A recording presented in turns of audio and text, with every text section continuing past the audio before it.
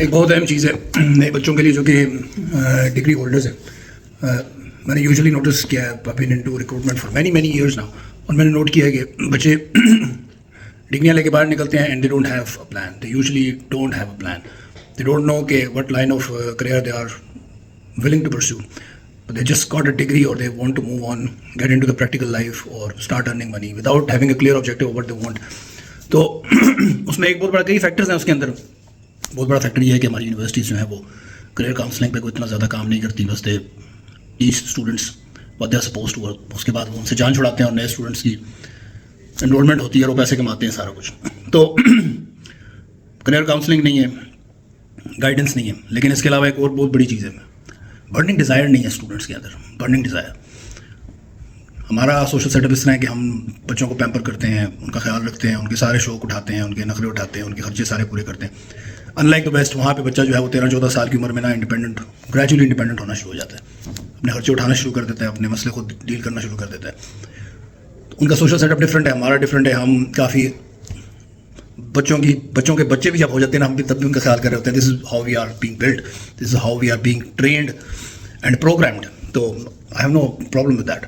तो बच्चों में वो बर्निंग डिज़ायर नहीं होती। कुछ आगे करने के लिए ना डिज़ायर बहुत ज़रूरी है कि आप में ख्वाहिश हो कि मैंने कुछ करना है। और वो ख्वाहिश कहाँ से आती है? When you dream big, when you ask yourself what do you want in life, you make objectives, you make aims and then you plan, chalk out a strategy to achieve those plans. मैं school college तक मैं भी ऐसे ही था, यानी जो मैंने सारी कहानी आपको सुनाई। और यूनिवर्सिटी में आके फिर मुझे अंदाज़ा हुआ कि नहीं, I need something bigger to make my life moving, and that thing was a motorcycle probably.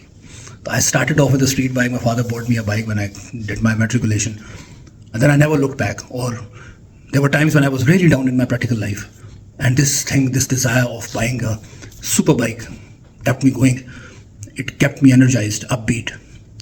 और मैंने मेहनत की और मैंने उस डिज़ायर को लेके, obviously I had many other desires as well, मैं सारी तो नहीं बताऊंगा, लेकिन एक डिज़ायर जो कि कंसिस्टेंटली मेरे साथ रही है हमेशा से, वो ये है कि मेरा जो सबसे बड़ा शौक है मोटरसाइकिल, वो मैंने चलाना है।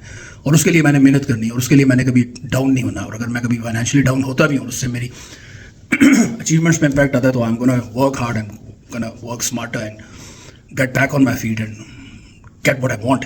तो डिज़ायर बहुत ज़रूरी है।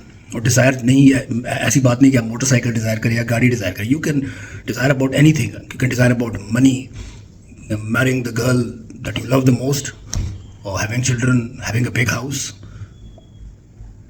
going on a spiritual journey. It could be anything, pursuing any goal that you have in your mind. It could be climbing the Mount Everest, the mighty Mount Everest. तो desire बहुत ज़रूरी है, desire बहुत ज़रूरी है ज़िंदगी में। बच्चों को ख्वाहिश करना सिखाएं, सवाल करना सिखाएं, ख्वाहिश करना सिखाएं, ताकि वो ज़िंदगी में उसको अचीव करने के लिए मेहनत करें, आगे बढ़ें, पीछे ना जाएं, आगे बढ़ें।